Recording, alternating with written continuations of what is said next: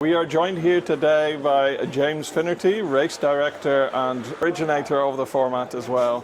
And we're glad that he's able to spend some minutes now that all of the races have set off. Can you tell us about what happened this morning? It's a very kind introduction of you there. Yeah, so this morning started off the third edition, I guess, of Lupine Racing's races around Europe.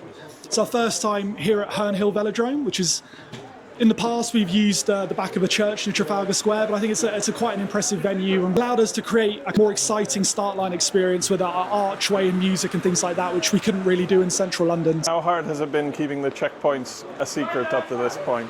It's been kind of tricky. I've almost dropped things a couple of times. In particular, we've got the Jack's Flight Club crew running a social night called The Layover at the midpoint, which I can now announce is Valencia in Spain.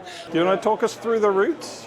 Yes, so they're all heading to Paris first, which they knew ahead of time. We put some optionality in the routes every year so that we're not just dictating where people go on their holiday. And there's an element of like trying to very quickly figure out which route is the best. So the first one is inspired by the Santiago de Compostela, or the Camino de Santiago. So down through France, across the top of Spain, then over to Valencia.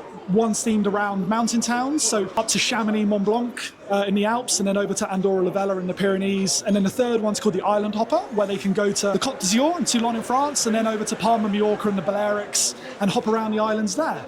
After that, they're all on the same route, quite simple at the end towards Tangiers after the Strait of Gibraltar, and then Marrakesh. So a nice simple finish for our first race that finishes in Africa.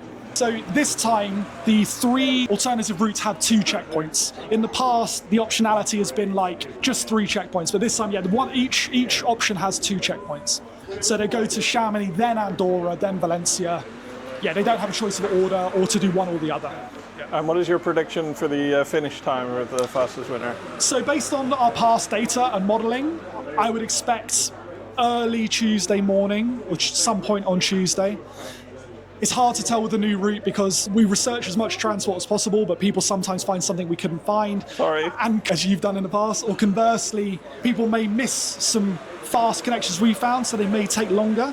And there are also new daily challenges. Can you tell us a little bit more about those? Yeah, so one bit of feedback we got last time was that the race is very catered to the competitors, the people at the front.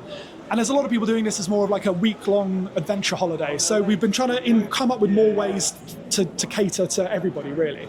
So each day of the race at midday, they'll be getting an email with a daily challenge that's kind of easier to complete if you're not on a train, if you're in a city enjoying your day. It's a little bit more fun for the adventurers. And there's some, little novelty awards and prizes for that.